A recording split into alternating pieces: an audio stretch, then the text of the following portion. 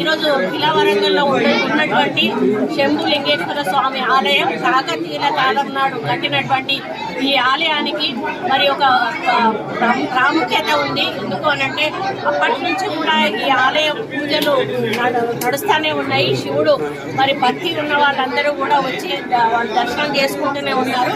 కానీ ఈ రోజు ప్రత్యేక దర్శనాలు ఎక్కువగా అవుతాయి. ఎందుకంటే శివరాత్రి అనేది ఎందుకు చేసుకుంటారు అంటే బ్రహ్మ విష్ణువుల మధ్యలో ఒకసారి తగాదా వస్తుంది. తగాదా వచ్చినప్పుడు నువ్వు గొప్ప నేను గొప్ప అని పోటీ తత్వంతో పోట్లాడుకుంటున్న సమయంలో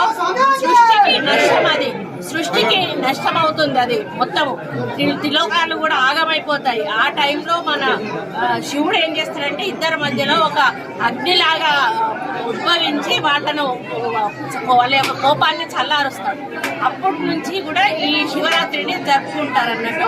శివరాత్రి రోజు భక్తులందరూ కూడా ఎంతో పవిత్రంగా ఉదయాన్నే లేచి తలస్నానం చేసి ఇంట్లో వాళ్ళ దేవుడికి పూజ చేసుకొని అభిషేకం చేసుకొని మళ్ళీ దేవాలయాల్లోకి వచ్చి ఈ యొక్క దేవుళ్ళను కూడా దర్శనం చేసుకొని ఇంటికి వెళ్ళిన తర్వాత మంచినీళ్ళు కూడా ముట్టకుండా మరి రాత్రిపూట జాగరణ చేసి ఉదయం మళ్ళీ సూర్యోదయం అయిన తర్వాత సూర్యుడిని చూసిన తర్వాత మళ్ళీ అప్పుడు ఉపవాసం విడవడం జరుగుతుంది.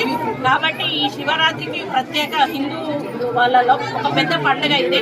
మరి చిన్న పిల్లల నుంచి కూడా పెద్దవాళ్ళ వరకు చాలా మంది ఆచరిస్తారు ఇవి. మరి కొంతమంది ఉపవాసం ఉండకపోయినా కూడా నాన్ వెజ్ తినకుండా పూజలు చేసుకుంటారు. కాబట్టి ఎవరిష్టంగా వాళ్ళు కొలుసుకుంటారో ఈ శివుడు ఈ శివరాత్రి రోజు మరి ఏదైతే వాళ్ళు కోరుకుంటారో ఆ కోరికలన్నీ తీరుస్తాడు భోలా శంకరుడు అని చెప్పి ఒక నమ్మకం. మరి ఆయన ఒక కాటికాపరి అయినటువంటి శివుడిని పార్వతీదేవి కోరి తను పెళ్ళాడతారు.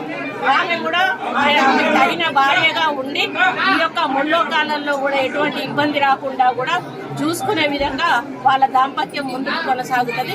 ఏది ఏమైనా కూడా శివుడు అనేవాడు ఒక ప్రత్యేకత కలిగినటువంటి దేవుడు. ఈరోజు శివరాత్రి రోజు నాకు కూడా ఈ దేవాలయాలు దర్శించుకునే అదృష్టం రావడం, ఒక ఎండోమెంట్ మినిస్టర్గా నేను కావడం కూడా నేను అదృష్టంగా భావిస్తూ భక్తులందరికీ కూడా శివరాత్రి శుభాకాంక్షలు తెలియజేస్తాను.